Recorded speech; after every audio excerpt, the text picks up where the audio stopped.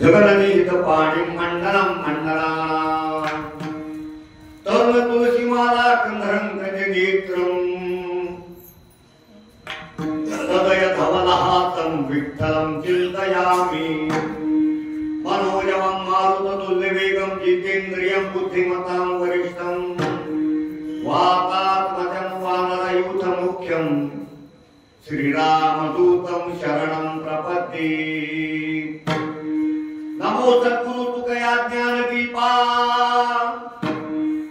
नमो सद्गुरु सच्चिदानंद रूपा, नमो सद्गुरु भक्त कल्याण मूर्ती, नमो सद्गुरु भास्करा पूर्ण कीर्ती दयांचे केलिया स्मरण, होय सकळ विद्यांचे अधिकरण, हे वंदू श्री चरण श्री गुरूंचे ते नमस्कार आता पांडुरंगा करू प्रथम।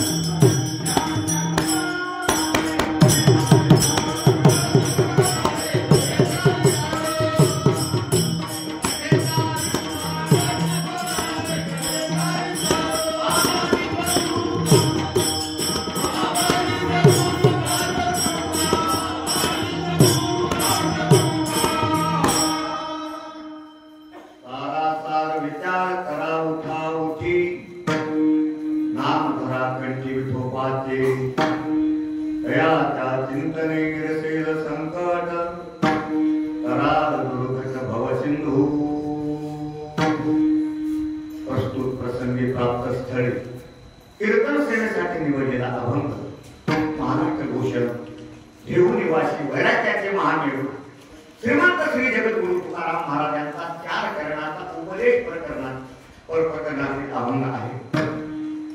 या अभंगाद्वारा श्रीमंत श्री जगद्गुरु तुकाराम महाराज आपण मनुष्य जन्माला आलो, मग सार काय आणि आसार काय याचा विचार करा, सार विठोबाचं नाम कंठात धरा अभंगाचं पहिलं सारा विचार करा उठावटी नाम धरा कंठी विठोबाचे। तुमच्या म्हणण्याप्रमाणे सार विठोबाचं नाम आम्ही जर कंठात धरलं आमचा काय फायदा होईल? दयाच्या चिंतने गिरसेल संकट तराल दुर्गत भव सिंधू। विठोबाच्या नामानं तुमच्यावर आलेलं संकट जाईल आणि कोणतं संकट कोणावर असेल कोणतं संकट कोणावर नसेल, पण एक संकट मात्र सर्वावर आहे ते म्हणजे भवसिंधू। भव म्हणजे संसार, संसार म्हणजे मरावं जन्मावं जन्मावं मरावं, ते सुद्धा संकट नामचिंतनानं आपण भवसिंधू तरुण दा अभंगाचं दुसरं संकट। मनुष्य जन्माला आले भगवंताचं नाम वाचन घ्या, जन्मोनी आकुली मनुष्याच्या कुळात आलेत ना, वाचे स्मरे राम धरी हाती नेम अहर्निशी। बाकीच्या नियमाचा महाराजांनी चकाराच्या द्वारा बाकीचे नियम बाजूला साधणार। चकार जिथं येत असतो तिथं आणण्याची व्यावृत्ती होत असते। नाम घेणाऱ्याला तर तो फायदा होतोच, त्याच्यात काही दुमत नाही, परंतु नामधारकाच्या कोटी पुळ्या धरून जातात। तुका म्हणे कोटी पुळीची पुनीत भावे गाता गीत विठोबाचे। शेवटी महाराजांनी थोडा चेहरा मारला, नामचिंतन तर सगळेच करतात, पण नामचिंतनाची मेघ भावे गाता गीत विठोबाचे। भावेनं तुम्ही जर भगवंताचं नामचिंतन केलं, दयाच्या चिंतने गिरसेल संकट कराल दुर्गत भव सिंधू। असा अभंगाचा सरळ सरळ अर्थ माझ्या बुद्धीप्रमाणे आहे।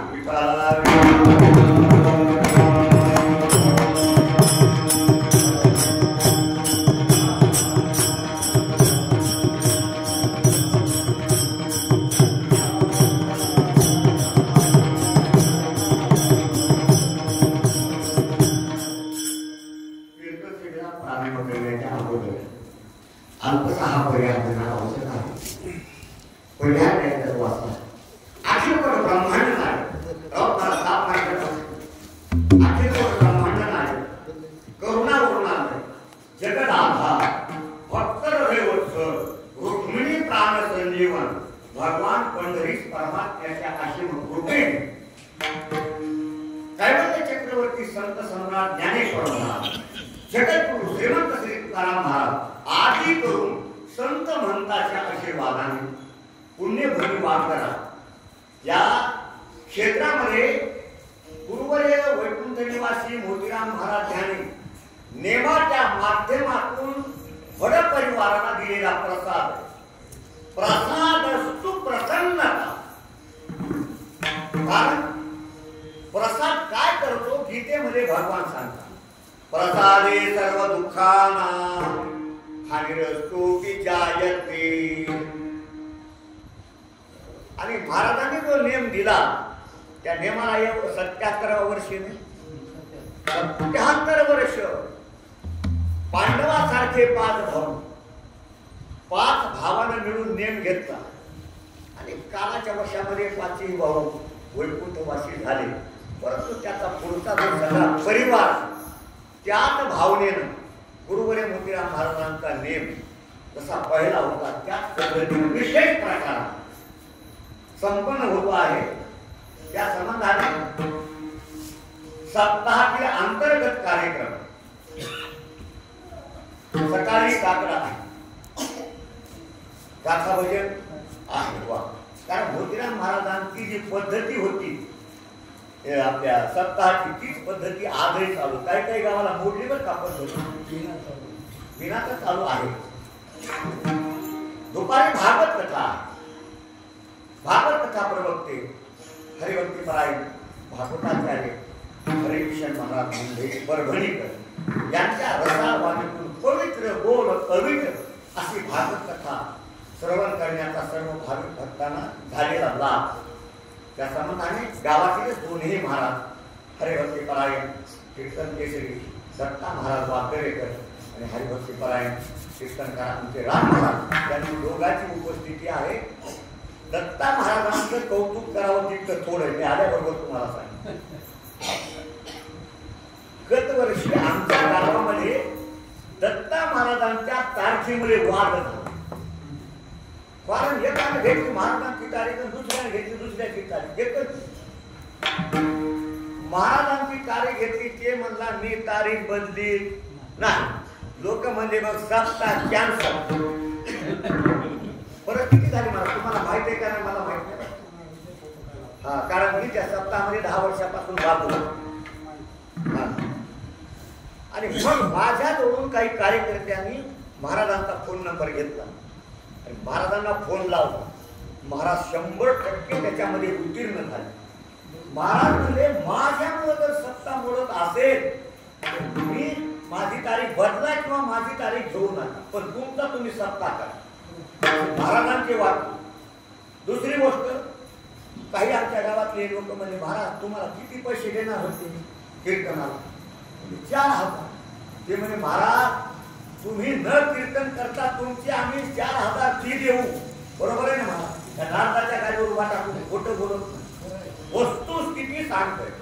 महाराज म्हणजे मी कीर्तनाला नाही आल्यावर पाकिट कशाला घेऊ? पहिलं बरं होतं का वरचा भेटू करू. महाराज म्हणजे मी पाकिट घेणार नाही. यंदा नाही आलो पुढच्या वर्षी मला जर बोलविलं तुम्ही असं म्हणणारा महाराज आज कोण आहे? महाराज सध्या या मोबाईलवर काही क्लिप फिरायला बरे महाराज तुम्ही आमच्या मोबाईल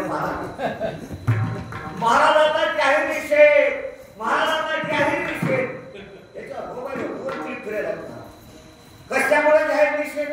25,000 रुपये घेऊन महाराजांना तारीख गेली, पण 50,000 आल्यामुळे आमच्या गावाला महाराज आले नाही. 50,000 तरी गेली.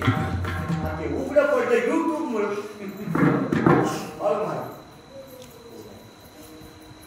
असे वराठीवान माणसं आणि समाजाला धरून करणारे माणसं म्हणजे आमचे दत्ता महाराज त्याच पद्धतीनं नम्रता केली. महाराज बहुतेक 99% भागवतकार कीर्तनाला उपस्थिती राहत नाही. ते महाराज 2 गोष्टी लक्षात ठेवा महाराज. ज्ञानानंतर अहंकार जर आला तर ते विष आहे आणि ज्ञानानंतर नम्रता जर आली तर ती अमृत आहे. विठाला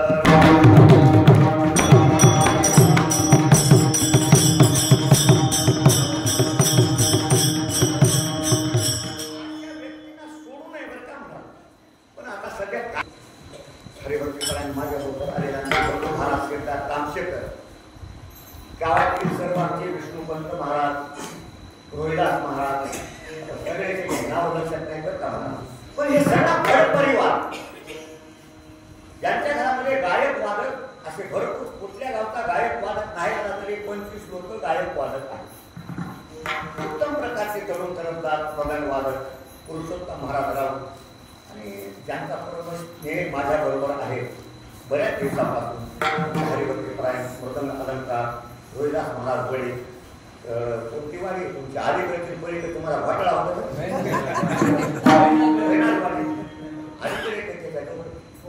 हा वाटाळा होते मला बहिणारवाडी उपस्थित सर्व कीर्तनकार, प्रवचनकार, रामायणाचार्य, भागवताचार्य, सर्व श्रोते मंडळी, सर्व माता भगिनी, विनेकरी बाबा आणि सर्वांच्या एकोप्यानं गुरुवर्य मोतीराम महाराजांनी जो प्रसाद म्हणून नियम केला भावनेनं चालता म्हणून फळ परिवाराला धन्यवाद.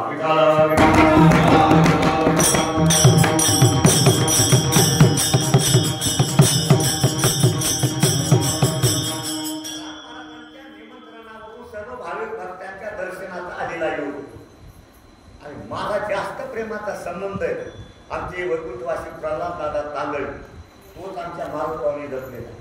प्रल्हाद दादा म्हणजे भजन करता करता मंदिरामध्ये त्याने ध्येय ठेवलं. यांचे वडील आहेत ना विण्यावरच ध्येय ठेवला. सकाळी 5 वाजता म्हणून कौतुक करावं तितकं थोडं आहे. आपला जो परिसर आहे ना महाराज, जवळच्याची किंमत नसती माणसा, पण आपला परिसर म्हणजे मोतीराम महाराज, मारुतीराव महाराज यांनी कसून निधून असणारा केलेला असणारा हा वारकरी संप्रदाय माध्यमातून अभंग उपदेशपर प्रकरणातील निवडले. महाराज म्हणतात सार काय आणि आसार काय याचा विचार करा.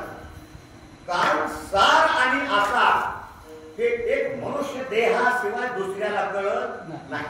भाषणामध्ये नाथ महाराज सांगतात इतर देहाच्या ठाई हा विचारूच नाही, केवळ शिष्णोदर परायण पायी व्यवसाहो देही करिता ती.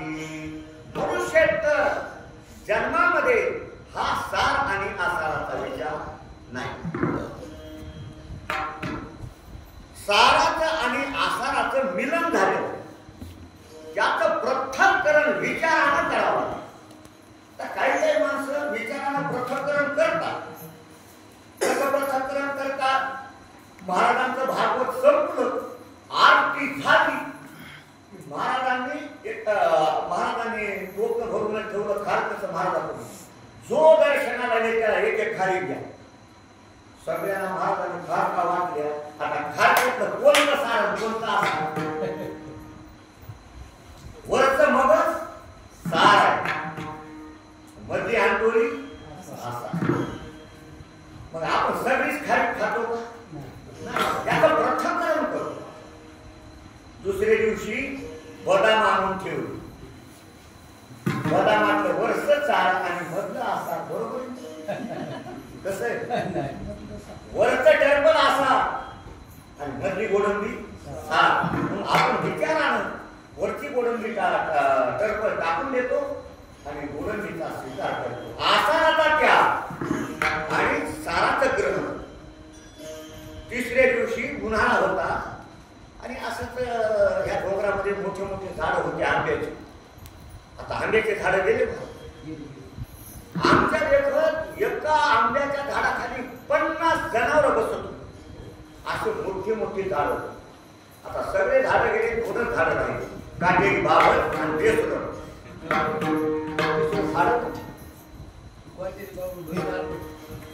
अहो का ऑपरेशनच करावं लागते. उन्हाळ्याच्या दिवस महाराजांच्या समोर दारात आणून ठेवली खूप आंब्याची. महाराज एक एक आंबा प्रत्येकाला प्रसाद म्हणून द्या. आता आंबा हातात आला, आंब्यात काय सारण काय असा? वरचं टरबल असा, मधली कोय असा आणि टरबल आणि कोळीच्या मधला रस झाला.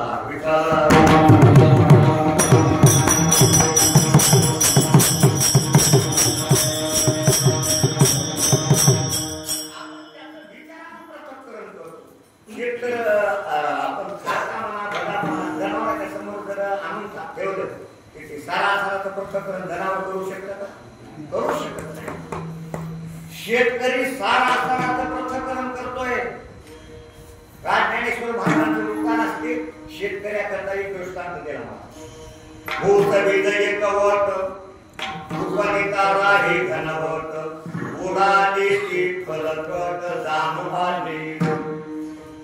पहिल्या काळामध्ये बेड लावायची आणि रात्रभर त्या कणसाच्या ढिगावर मळून चालायची बैलाची. होतं का नाही? आता पोराला काय कळत होती मळून कळत का तुम्हाला? अरे हालर निघाले हालरानं काय केलं म्हणा कोणत्या ब्राह्मणाला खळ मिळू दे ना गोसायला खळ मिळू दे ना. गोसाई ब्राह्मण हालर कुणीकडे चाललंय याच्यावर त्याचं लक्ष असतंय. गावातून त्या खळ्यापासून गाव सोडतो 2-3 खळे काढून पलीकडे जातात. पहिल्या काळामध्ये मदत तयार झालं. वावरी 3 पायाचे असायचे. त्याच्यावर एक शेतकरी उभा टाकायचा आणि खालून डोकं धरून दुसऱ्या शेतकऱ्याने द्यायचं. वाऱ्याच्या दिशेनं उधळायचं. ते असणार ज्वारी म्हणा काय म्हणा घनवट जे असतं ते खळ्यात पडायचं. फलकट जे आहे ते बाजूला जायचं. शेतकऱ्यानं फलकट एकत्रितच होतं महाराज. पण विचारानं शेतकऱ्यानं ज्वारी आणि ते फलकट हे विचारानं त्याचं पृथक्करण केलं.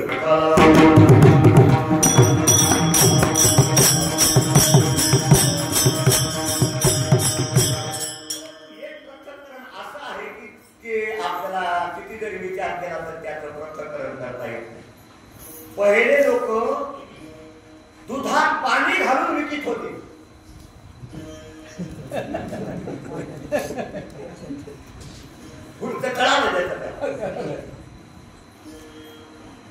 दूध आणि पाणी एका पात्रामध्ये एकत्र आणून ठेवलं.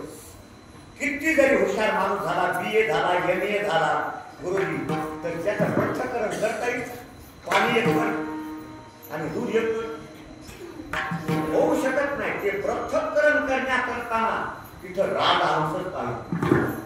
धातू केले सांगते माऊली बघ पयप्पा आणि राजहंसे ज्ञान विज्ञान कैसे तुझं वाटवणे घेऊ. तिथं राजहंसच पाहिजे.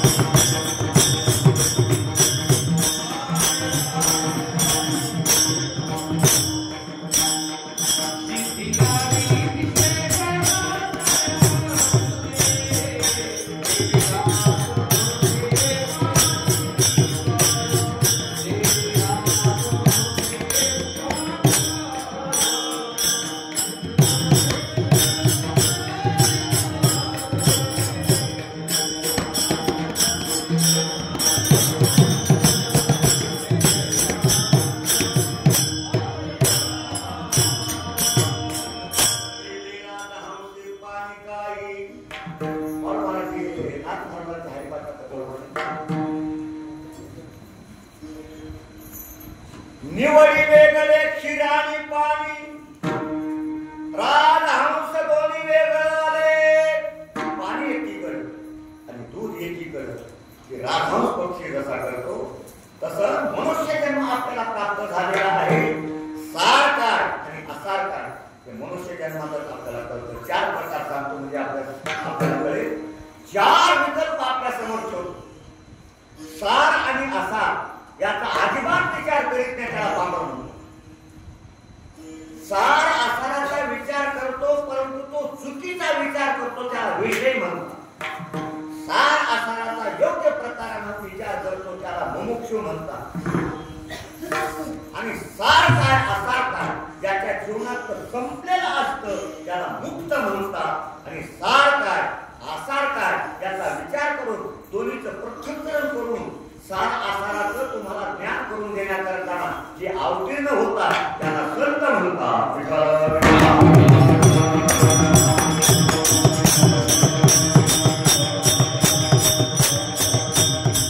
सार आसाराचा पामर अजिबात विचार करीत नाही.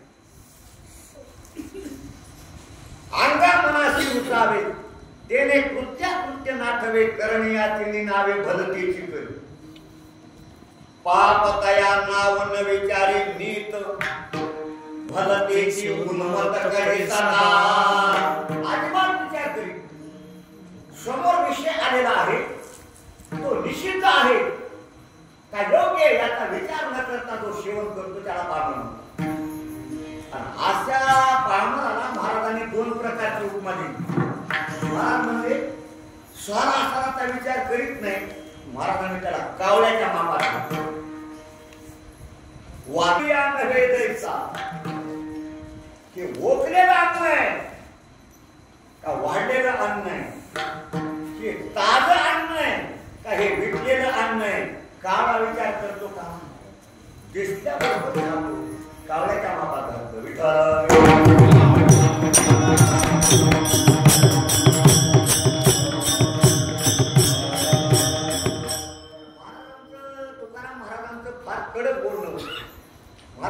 कावळ्याच्या मापात घातलं पण त्याच्यापेक्षा मी त्याला खालच्या मापात घालतो विचार नाही खरं नर तो जैसा खरं म्हणजे गाढव पाठी फार ज्ञान वाहे लगड जैसा खर आणि नर याच्यामध्ये किती फरक रत ध्वनी बारा खरीत ख र न र र ध्वनी बारा खरीत पण नखाईत काय फरक आहे एका न आहे दुसऱ्या अजिबात विचार करीत नाही त्याला पामण सार आसाराचा विचार करतो परंतु तो चुकीच्या दृष्टीने करतो त्याला विषय म्हणतात विषयाला काय वाटतं या लोकातले भोग कनिष्ठ आहे स्वर्गातले भोग श्रेष्ठ आहे असा विचार करून स्वर्गातल्या भोगाच्या प्राप्ती करताना जो प्रयत्न करतो स्वर्गातले भोग सुद्धा शाश्वत आहेत का महाराज तुका म्हणे जाती पुण्यक्षय आधो यानं विचार केला परंतु तो चुकीच्या दृष्टीने विचार केला साधक मुमुक्षु विचार करतो योग्य प्रकाराने विचार करतो आणि त्या दिशेने त्याचा प्रवास चालू असतो परंतु सार त्याला प्राप्त झालेला नसतो चौथा प्रकार सार काय आणि असार काय त्याचा जीवनाचा विचार संपलेला त्याला मुक्त म्हणतात मुक्ताच्या दृष्टीने वेगळं काहीच शिल्लक राहिलेलं नसतं जगती देव झाले सगळीकडं देवाशिवाय त्याला दुसरा अनुभव नसतो म्हणून संत महात्मे सार आणि असार याचा विचार करतात मग सार काय आणि असार काय फलकट तो संसार एक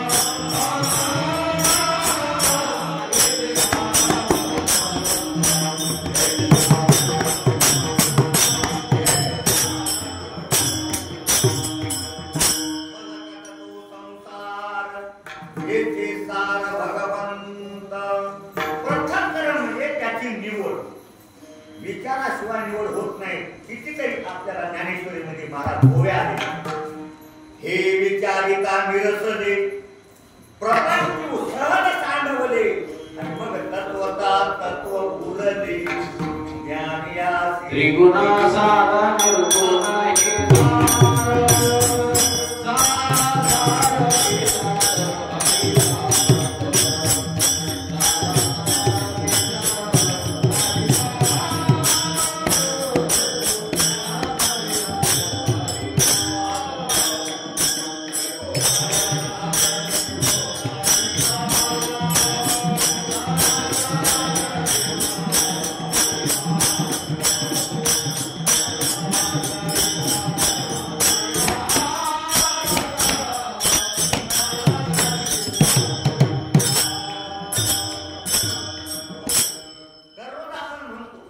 त्रिगुण बसा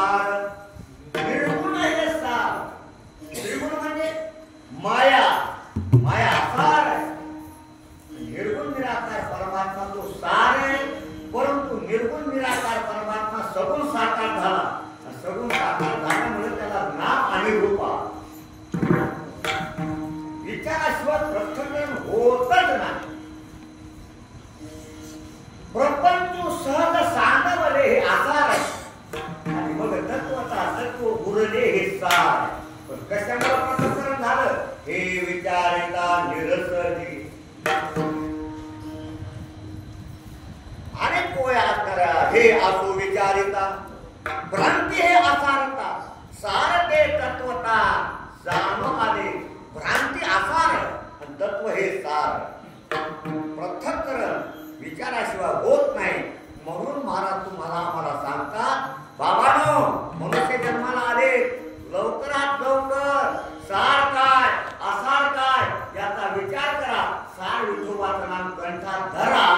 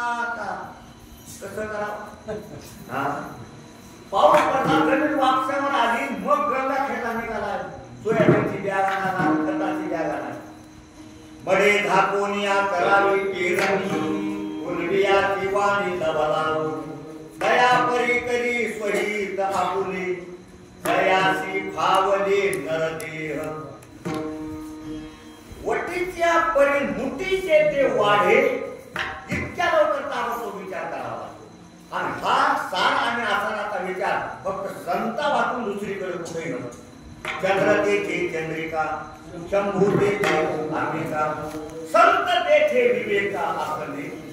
म्हणून तुम्हाला मला उपदेश करता लवकरात लवकर अस्तर सारा आणि आसाराचा विचार करा. महाराज या देहाचं नश्वरत्व सांगत असताना कधी महाराज बोलला क्या जीवन की प्रक्रियास हाथों में लिए नहीं तेरा घास. हातात घेतलेला घास तोंडात जाईपर्यंतही आपला नियम नाही. चैन भंगुर आहे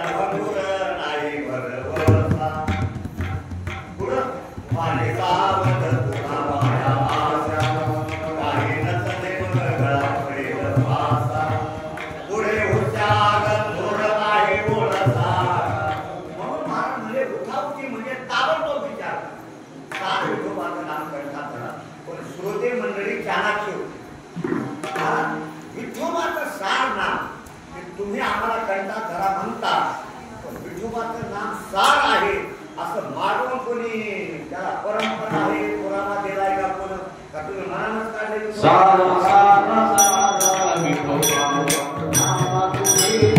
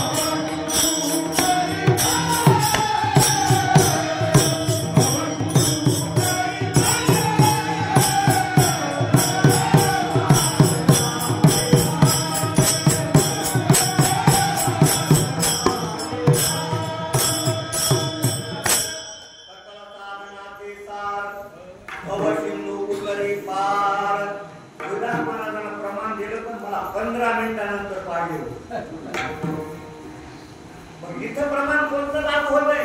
वेदशास्त्र प्रमाण श्रुतीचे वचन एक नारायण सार जप. सार काय आणि असार काय याचं मंथन करण्याकरताना संत महात्म्यांची मीटिंग भरली.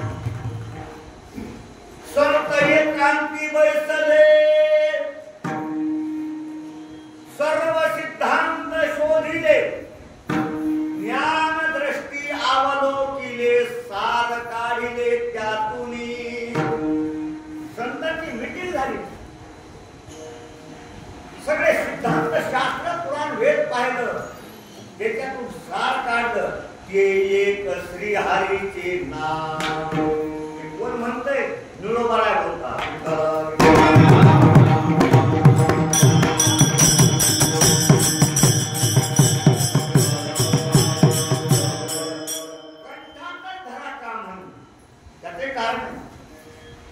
एकंदर वाक्याच्या परा पश्चिंती मध्यमा वैखरी. कुठं कुठं राहते? परावानी नाभीमध्ये, पश्चिंती हृदयामध्ये, मध्यमा कंठामध्ये आणि ती वाचीच्या द्वारा बाहेर पडते, तिला वैखरी म्हणते. कंठात धरा का म्हणते? तर त्याचं कारण असं आहे की दुहेरी फायदा. कंठात धरल्यानंतर दुहेरी फायदा. कसा फायदा?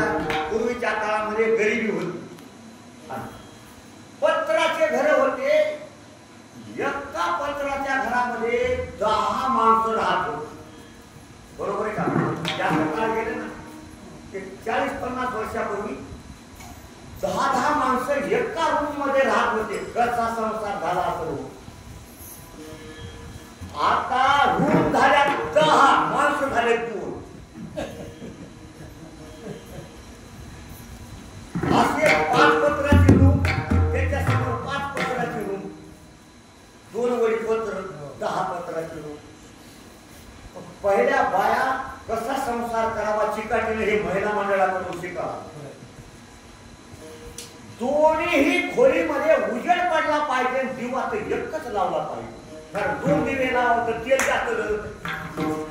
पहिल्या काळामध्ये आता 15 किलोचा डबा बाई महिन्यामध्ये केला त्या खलास करून टाकला. पहिल्या काळात महाराज कसं होतं? एक जास्तीत जास्त 1/2 किलोची अशी शिशी घेऊन जायचं बाजारात. त्याच्यामध्ये 1/2 किलो तेल आणायचं. बायकोला सांगायचं की 8 दिवस गेलं पाहिजे. 7व्या दिवशी जर तेल संपलं महाराज, की अनुभवाचं बोलतो बरं का. 8व्या दिवशी त्या मालकानं सांगायचं आज बिन तेलाची भाजी करा. मग एक जर दिवा 2 खोलीत लावायचा असेल, बरे महाराज दिवा लावला, एक दिवा कुठे ठेवावा लागेल? 2 खोलीमध्ये उजेड पाडण्याकरता कुठे ठेवावा लागेल? समोरच्या दरवाजा. कोण? पहिल्या मागच्या रूमच्या पहिल्या दरवाज्यात जर दिवा ठेवला तर आतल्या खोलीमध्ये प्रकाश, बाहेरच्या खोलीमध्ये प्रकाश. कंठात नाम धरलं, आतही फायदा, बाहेरही फायदा. कंठी झालेला कृष्ण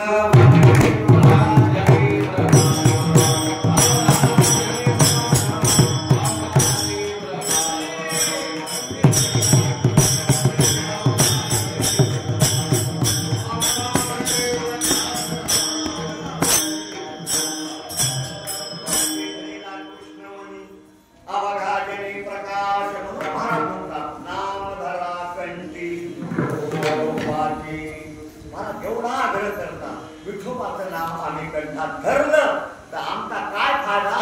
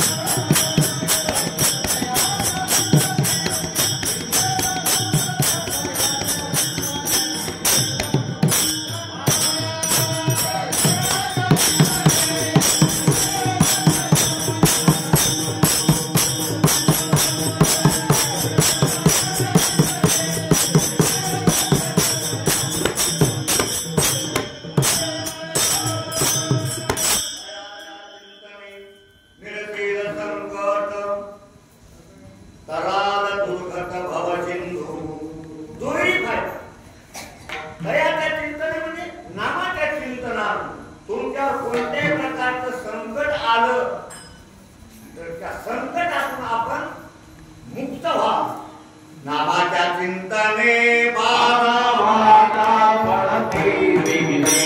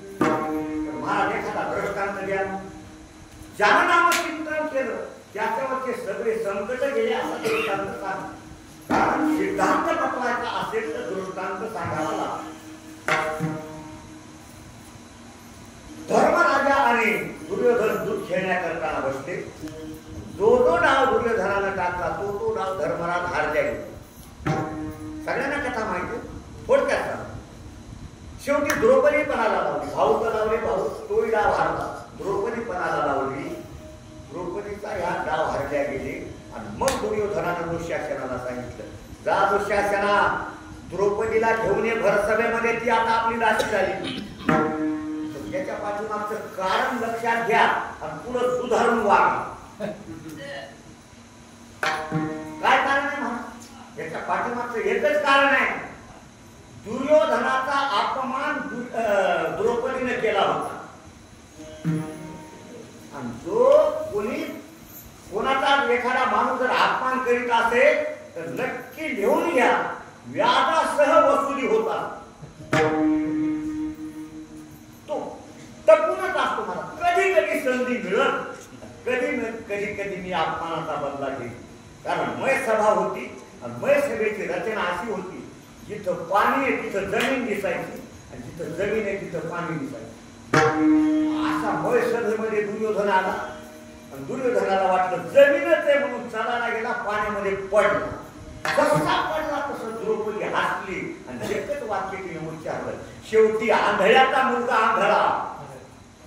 ते लागलं महाराज अंतःकरणाला. दुर्योधनाच्या संधीच पाहत होता, संधी सापडली. जा दुःशासना, भरसभेमध्ये ओळीत आला. दुःशासना द्रौपदी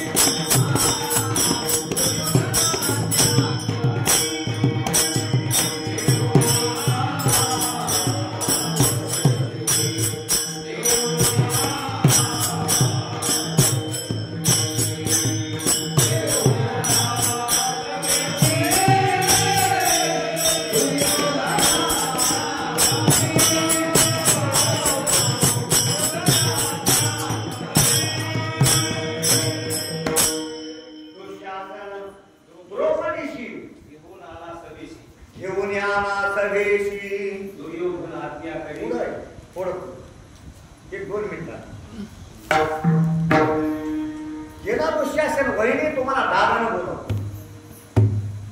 द्रौपदीने सांगितलं भाऊजी मी रजस्वाला आहे, मला सभेमध्ये येत आहे ना नाही. केस मोकळे होते महाराज, केसाला धरलं आणि फरफर वडीत आणलं. वडीत आणल्यानंतर दुर्योधनानं सांगितलं काय पाहतो दुःशासना, दुर्योधन आज्ञा करी नग्न करावी सुंदरी. फेड वस्त्र काय पाहतो, दुःशासनानं वस्त्र फेडण्याकरताना हात घातला. द्रौपदीला वाटलं बडी मंडळी बसलेली, भीष्माचार्य, द्रोणाचार्य, कृपाचार्य हे माझी लाज राखतील म्हणून सगळ्याकडे अपेक्षेनं पाहिलं. सगळ्यांनी माना खाली घातला.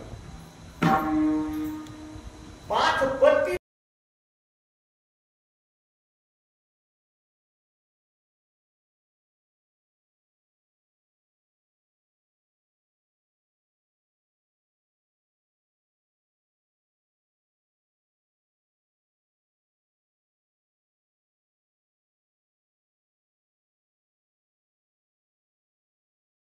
लग्न भाग तिची लाज स्वामीची. पाहिला अपेक्षेनं 5 पांडवांना खाली मारा घातला. द्रौपदीला वाटलं आता हेही माझं रक्षण करू शकत नाही. स्वतःचं बळ वापरलं पण बळ कमी पडलं आणि दुःशासनाचं बळ जास्त झालं. तिला वाटलं आता एका भगवंताशिवाय आपली कोणी लाज राखू शकतच नाही म्हणून कृष्णाचा धावा केला.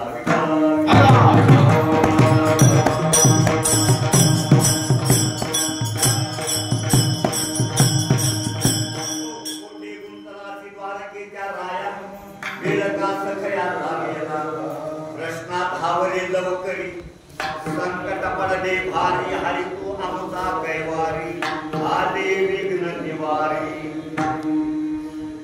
भगवान धावून आले महाराज. किती धावून आले थाप मारी थोडं कमी झालं. गरुड आणवाने पायी तुका म्हणे माय धावी.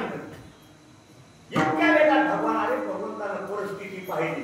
भगवंताच्या असं लक्षात आलं की आता मी वस्त्र पुरवता तर द्रौपदी उघडी पडली तर इज्जत जाईल. माफी मागून बोलतो मंडळी आज आपली हिंदू स्त्री अर्धी उघडी आहे. बरोबर आहे ना. जितकी आपली स्त्री उघडी राहील तितकी फॅशन आहे. खरंय का. दुसऱ्या समाजाकडे जाऊन बघा महाराज नुसते डोळे उघडी. बरोबर आहे.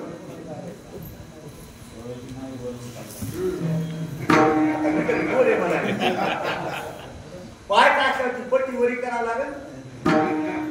बँकेमध्ये काय उडी पडली इथवर होतं मला तिथं असताना अंगातलं जे डोळी आहे इथपर्यंत बाया होत्या. भगवंतानं वस्त्र पुरवले ना.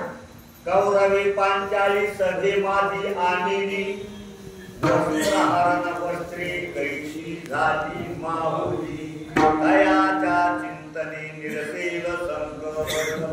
द्रौपदीवर एवढं संकट आलं होतं तिनं भगवंताचं चिंतन केलं. काय आम्ही सुद्धा देवाचं नाव घेतो पण भगवान धावून का येत नाही. का धावून येत नाही. आपण सुद्धा भगवंताचं नाम घेतो. राम नाम तो सब कुछ कहे ठक ठाकुर और चोर जिस नाम से ध्रुव प्रहलाद करे वो नाम कुछ और.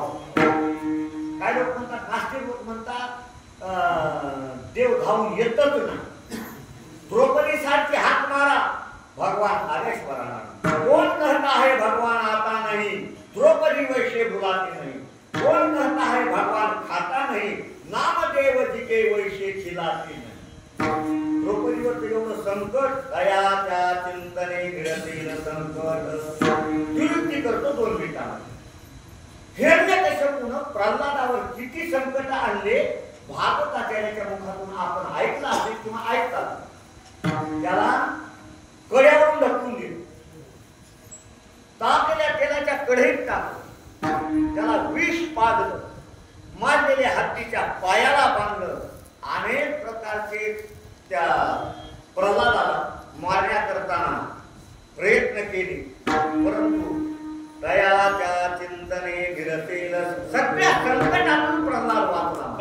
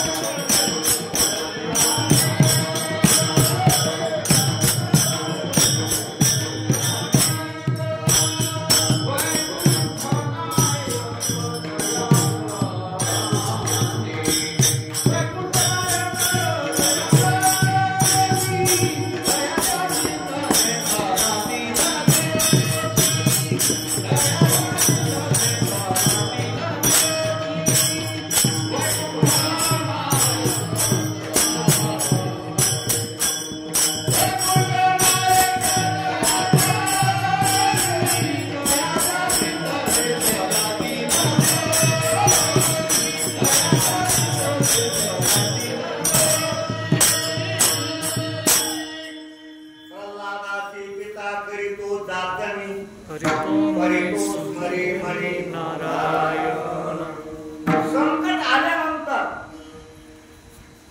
आपण खरंच संकट आलं तर देवाचं नाव घेऊ का? आपण नाही म्हणत. संकट आल्यानंतर माणसं बाजूला पडून जातात. उद्या भारत सरकारनं बाळू महाराज कायदा काढला, भारत सरकारनं उद्या कायदा काढला, ज्याच्या गळ्यात माळ आहे, ज्याच्या कपाळाला गंध आहे, त्याला फाशी देण्यात येईल. किती लोकांच्या गळ्यात माळ राहील, तुमच्या अगोदर माझीच गळून पडते. अशाही संकटामध्ये प्रल्हादानं आपलं देवाचं नाव सोडलं नाही, म्हणून दयाच्या चिंतने गिरतेल संकट. परंतु असं संकट तुमच्यावर जे महासंकट आहे ते माझ्यावर नाही, माझ्यावर जे संकट आहे ते तुमच्यावर नाही, पण एक संकट मात्र सर्वांवर आहे. ते म्हणजे भवसिंधू, म्हणजे संसार रूपी समुद्र तरुण जाण्याचं संकट आहे. भव म्हणजे संसार. संसार कशाला म्हणायचंय? आगा उपजने आणि निमने साधकीचे का मानने तया जीव लोकू म्हणे संसार हन. पुनरपि जननम पुनरपि मरणम पुनरपि जननी जठरे शयनम इह संसारे. ते सुद्धा नामाच्या चिंतनानं कराल दुर्गत भवसिंधू. तो नामचिंतन करतो, भगवान म्हणतो त्याला भवसिंधूचं संकटच नाही.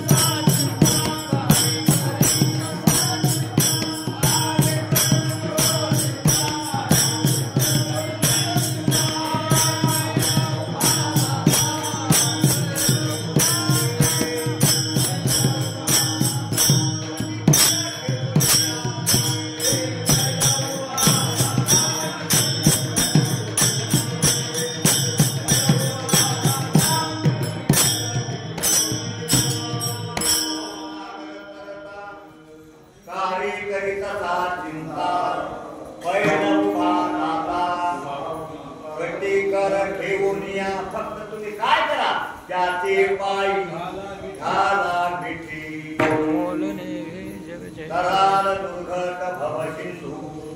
एक भाव झाला. दुसरा भाव चिंतनाचा असा परिणाम आहे. एकाला सांगतो चिंतन चार प्रकार: गर्थ चिंतन, विषयाचं चिंतन, परदोष चिंतन, भगवंताचं चिंतन. घड्याळ पुढे पळायचं. व्यर्थ चिंतन म्हणजे ज्या चिंतनानं काही उपयोग होत नाही त्याला व्यर्थ चिंतन. विषयाचं चिंतन, आपण मागे हा विषय भोगला, पुढे पुढे आपल्याला तो विषय भोगायचा, त्याला विषयाचं चिंतन म्हणतात. परदोष चिंतन, परदोष चिंतन म्हणजे हा असा ते तसा ते तसा. पण एक बोट गेले तुमच्याकडं, पण महाराज हे 3 बोट कुणीकडे आले? माझ्याकडे आले ना.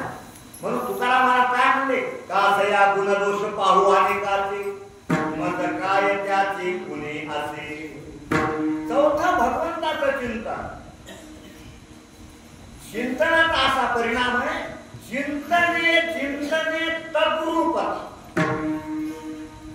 ज्याचं आपण चिंतन करतो त्याचं स्वरूप आपल्याला प्राप्त होतं. कशावरून महाराज दृष्टांत दिला भागवतामध्ये 2 ओळी आल्या. ज्याचं चिंतन केलं त्याचं स्वरूप आपल्याला प्राप्त होतं. सीतामाई आटोपवनामध्ये असताना सीतामाईने एक दृश्य पाहिलं. दृश्य पाहिलं ते सीतामाई रडायला लागली. त्रिजटेनं सांगितलं, का सीते तू का रडतेस? मी एक दृश्य पाहिले. काय दृश्य पाहिले? एका भिंगुरतीनं आली आणली आणि तोंडात ठेवली आणि ती एका घरट्यामध्ये ठेवली. भिंगुरती इकडे जायची, तिकडे जायची, इकडे जायची, तिकडे जायची. 15 दिवस झाले. त्या आईला भिंगुरतीचं ध्यान लागलं. चिंतन करू लागली, कधी कधी असणारे भिंगुरती येईल मला टोचणी मारी, कधी कधी येईल मला टोचणी मारी. 15-20 दिवस त्या भिंगुरतीचं चिंतन झालं आणि मी माझ्या डोळ्यानं पाहिलं ती आळी आळी न राहता ती आळी भिंगुरती झाली. तुका म्हणे आळी झाली भिंगोरी सगळी, किंवा तुका म्हणे आळी दिवे दुवेची वेगळी. मग तुला काय रडायला झालं? होते ना काय व्हायचं ते? म्हणजे मला रडण्याचं कारण माझं असं आहे की मी रामाचं चिंतन करते आणि भिंगोरटीच्या चिंतनानं जर भिंगोरटी झाली, मी रामाचं चिंतन करते. मी जर राम झाले तर 2 राम झाले. पहिला एक राम आणि मी चिंतन करून करून मी जर राम झाले तर कधी गिरगेटा होती म्हणा. काही घोर करायचं काम नाही. जसं तू रामाचं चिंतन करतीस तसं प्रभू रामचंद्र तुझं चिंतन करता. तू जर सीतेची राम झाली, राम सीता होतील. दोन्हीचा थोडा बरोबर.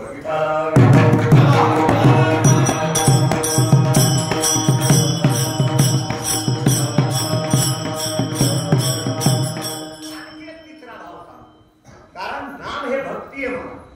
भक्तीनं ज्ञान प्राप्त होतं. ज्ञानानं काय होतं मला?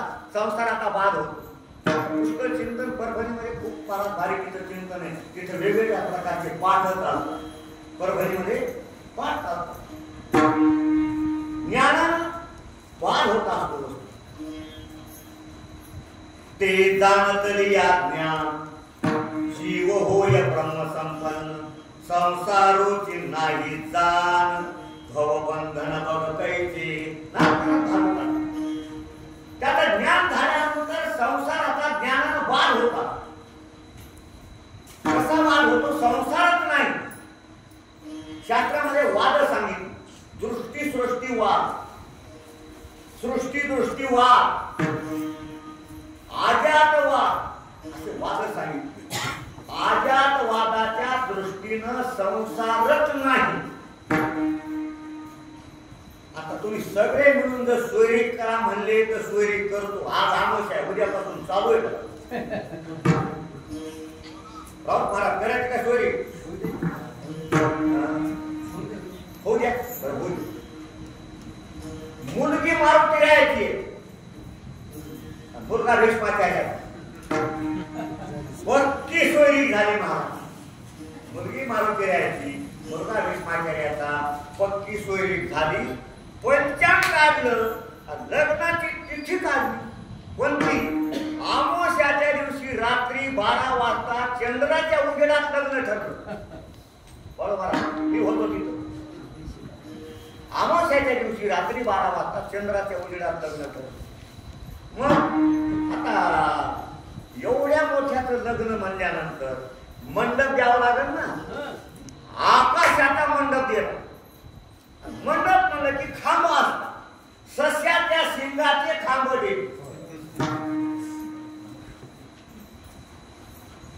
जेवायला आता एवढं वराळ आल्यानंतर जेवायला काही करावं लागेल ना. कासवीच्या तुपामध्ये जिलबी तळली. कशी लागायला जिलबी? आता कासवीला दूधच नसते तर तूप कुठलं? जेवायला बसले बिनमुंडक्याचे माणसं आणि जेवू वाढू लागला वांझ्याचा मुलगा.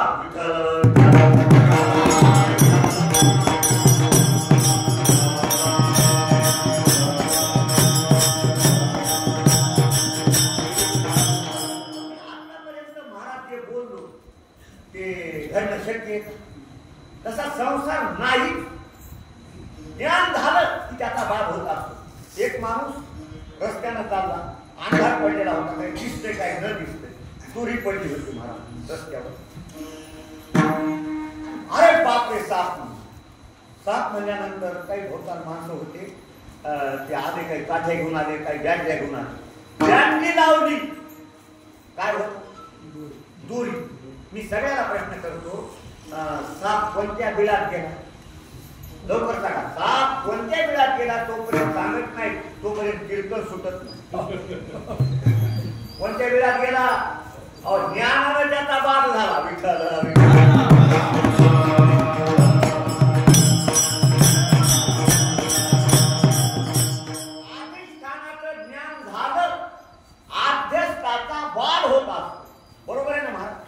काय चुकलं तर सांगत आपण. दोरी अधिष्ठान आणि आद्यस्त त्याच्यावर भासलेला साप आहे. दोरीचं ज्ञान झालं, ज्ञानानं त्याचा, दोरीच्या ज्ञानानं सर्पाचा बाप झाला. तसं भक्ती म्हणजे ज्ञान, भक्ती हे ज्ञान प्राप्त करून घेत असते महाराज. यथा भक्ती विना ज्ञानम नास्ति उपाय शतयरपि तथा ज्ञानम विना मोक्षो नास्ति उपाय सहस्रशः. म्हणून तराल दुर्घट भव सिंधू. एकदा मोठ्या प्रेमानं संप्रदायाच्या नियमाप्रमाणे भगवंताचं भजन करा, हाताने टाळी वाजवा, मुखाने भगवंताचं नाम घ्या. गोपाळ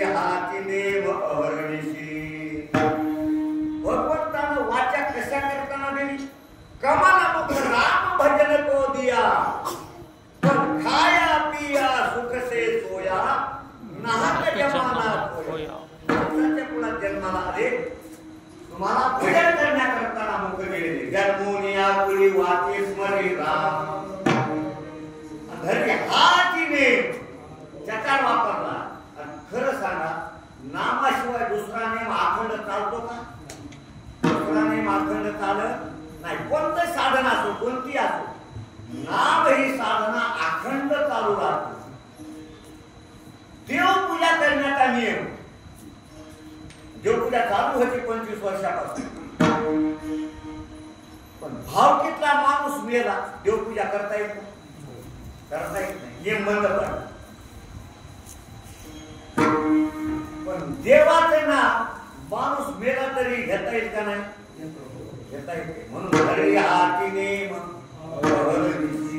नेमाला फार महत्व आहे ना. नामदेवराय बोलतात पंढरीची जर वारी करतो नियमानं, अंतकाळाच्या वेळी भगवान त्याला आपल्या जवळ घेतो असं नामदेवराय बोलतात. नामा म्हणे धन्य जन्म, जया पंढरीचा नेम, दया अंती पुरुषोत्तम जीवे भावे न विसंबे. घरी हाती नेम अहर्निशी, दयाच्या चिंतने गिरसेल संकट, कराल दुर्गत भवसिंधू. पुष्कळ प्रकारचे नियम, एकादशीचा नियम आहे, वारीचा नियम आहे. जया नाही नेम एकादशी व्रत, जाणावे ते प्रेत सर्व लोकी. एकादशीचा नियम, वारकऱ्याचा काय नियम? तुकाराम महाराज तुम्ही आम्हाला नियम सांगता, पण तुमचा नियम काय आहे सांगा की. महाराज म्हणले हाती माझा नेम धर्म, मुखी विठोबाचे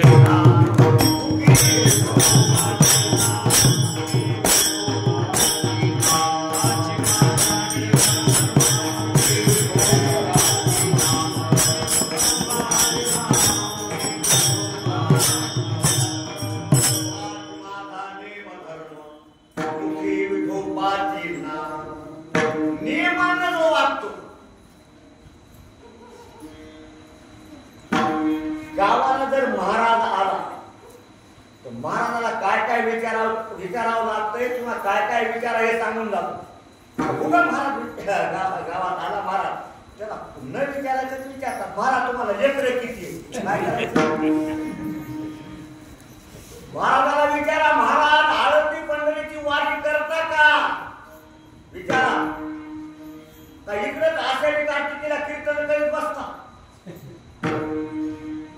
मायबापाची सेवा करा म्हणून लोकांना रडवता, तुम्ही मायबापाची सेवा करता का नाही असं विचारावं लागतंय महाराज. तर महाराज लोक होत असणारे समाजाला भेटेल, समाजाचं महाराज लोकांना सध्या भीती राहिली.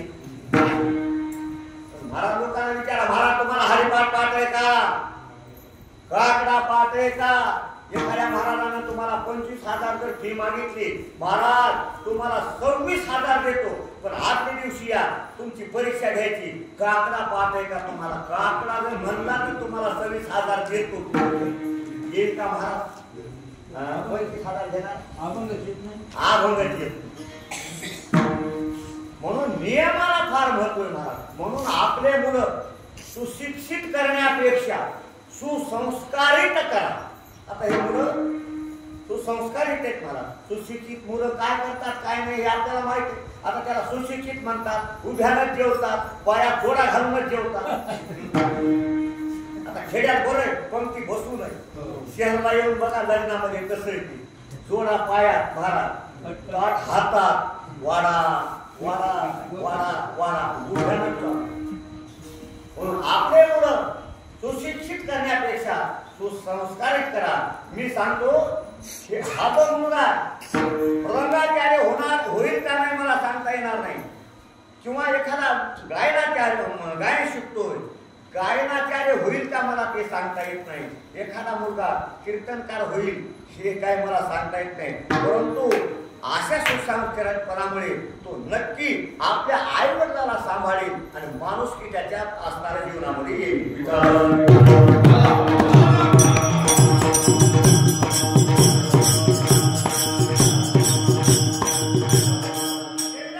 काही नियम सांगितले. सकाळी सूर्योदयाच्या अगोदर उठा आणि रात्री 9च्या पुढे जागू नका. शेरला काही नियम सांगितले. म्हणून प्रत्येक गावात मी महाराज सांगायलो 8 ते 10 कीर्तन ठेवावं. कीर्तन 8 ते 10 ठेवा. काही काही गावाला झालंय सर, कारण 10च्या पुढं रोग वगैरे होते. प्रगती आपली चांगली राहते. आता सध्या रोग कशामुळे वाढले? खाण्यामुळे रोग वाढले.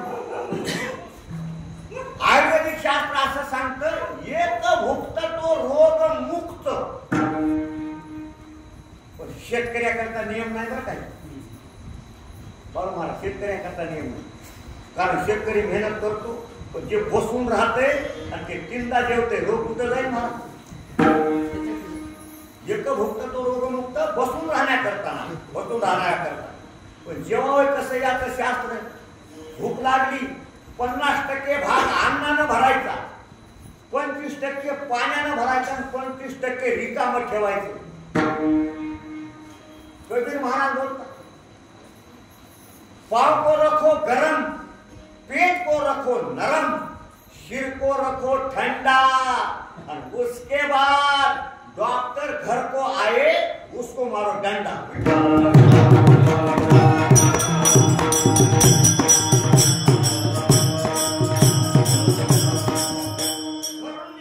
मोटरसायकल आणि तिथून निघाले की घरला मोटरसायकल कुठं गुडघे जाते 25 वर्षाच्या 30 वर्षाच्या पोराचे गुडघे दुखायचे मोतीराम महाराजांच्या कृपेनं दत्ता महाराज 74 वय चालू कीर्तन करता करता दोनदा पडलो बसून कीर्तन केलं नाही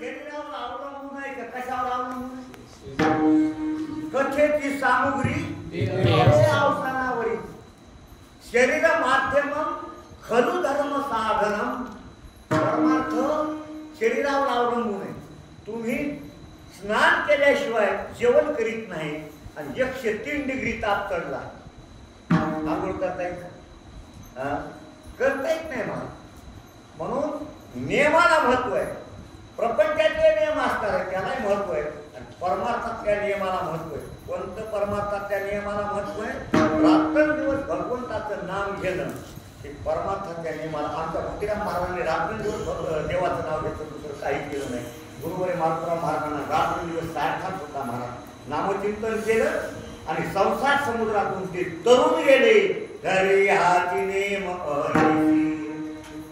नामधारकाला नामचिंतनाचा फायदा होतोच नामचिंतन करणाऱ्याच्या कोटी कोऱ्या